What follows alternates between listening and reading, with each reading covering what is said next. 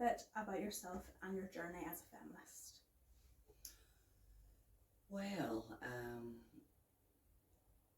I probably wouldn't have used the word feminist until sort of the mid-80s. After I completed my A-levels, I went to Manchester and studied law and politics, and then I went on then after 3 years to London, where I did my solicitor's exams. And then after I did that, I realised that I didn't really want to be a solicitor, and I came back home,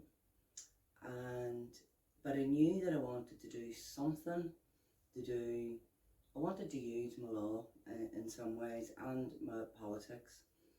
And the first thing that I got involved with in Northern Ireland and Belfast was housing rights. And then it was working with a group of women in Shankill, North Shankill Estate. And what I did note was that it was the women who were involved, and we set up regular meetings with the housing executive, and got work done, and developed a good relationship with the housing executive. But then the AGMs, men used to appear, and they used to get elected in as chair and secretary and treasurer, and then that was the last we seen them until the next AGMs. So there was something grinding at me, and what I seen was that it was women who were keeping communities going and carrying the can. And I also think that there was probably little difference between what was happening in North Shankill and what was happening in Falls.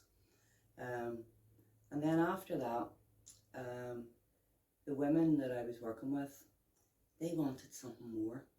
And then at that stage, there was quite a lot of free provision then. And in fact, I contacted the forerunner to WRDA. It was Women's Education Project, and that was Joanna McMinn at the time, and they provided some training to the women, and also the Workers' Education Association, WEA, which is now gone, which is so sad, and they provided education and training as well. And then really after that, the women just took off, and then became the Lower Shankill Women's Group. And that probably leads me to another question. But in terms of my journey, after Shankill Women's Centre, then I got involved with Women's Tech. So that was again looking at inequalities in employment.